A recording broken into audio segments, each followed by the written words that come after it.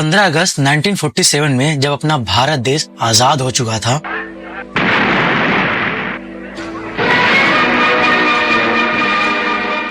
और लाल किला पे तिरंगा फहराया जा रहा था, क्या वाकई में सारे लोग आजाद थे? जब पूरा देश आजादी का जश्न मना रहा था, तब ये एक व्यक्ति जो भारत के सबसे पहले लॉ मिनिस्टर बने, B.R. अम्बेडकर जी, वो उस वक्त काफी चिंता में थे।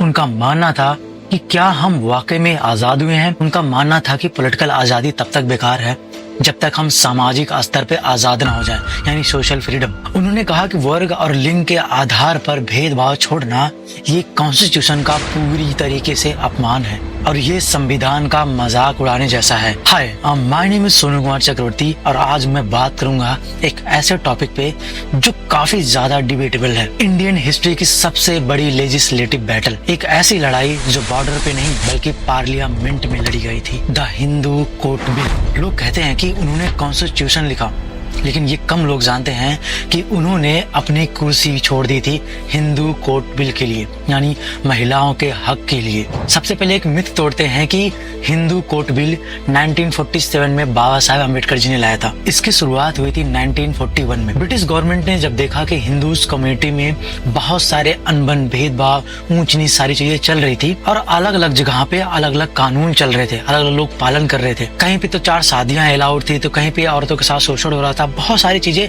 समाज के स्तर पे इनइक्वालिटीज भरी पड़ी थी, यानी इक्वालिटी थी ही नहीं। इसलिए 1941 में एक कमेटी बनाई गई थी जिसका नाम था राव कमेटी। लगभग 3 सालों तक राव कमेटी ने पूरे देश का दौरा किया और उसके बाद 1944 में उन्होंने रिपोर्ट सबमिट की। और रिपोर्ट जो उन्होंने सबमिट की थी वो काफी ज्यादा हैरान कर देने वाली थी। और उन्होंने यहाँ पे 3 गहरी चीज बताई, जैसे कि हिंदू औरतों के पास कोई लीगल आइडेंटिटी ही नहीं है, शास्त्रों के नाम पर उन्हें काफी ज्यादा दबाया गया है। फिर उन्होंने एक प्रस्ताव भी रखा कि हमें एक कोडिफाइड लॉ चाहिए जो सारे लोगों को इक्वली प्रोवाइड कर सके राइट्स उनके लिए। लेकिन ब्रिटिशर्स ये रिस्क लेना नहीं चाहते थे, इसीलिए उन्होंने ये फाइल ही बंद कर दी। जब 1947 में नेहरू देश के प्रधानमंत्री बने, तब ये फाइल उन्होंने डॉक्टर B.R. अम्बेडकर जी को सौंप दी। नेहरू जी ये अच्छे से जानते थे कि जो सदियों से बेड़ियां जकड़ी हुई हैं इस सामाजिक तौर पे, इन्हें कोई अगर तोड़ सकता है तो वो थे डॉक्टर B.R. अम्बेडकर जी।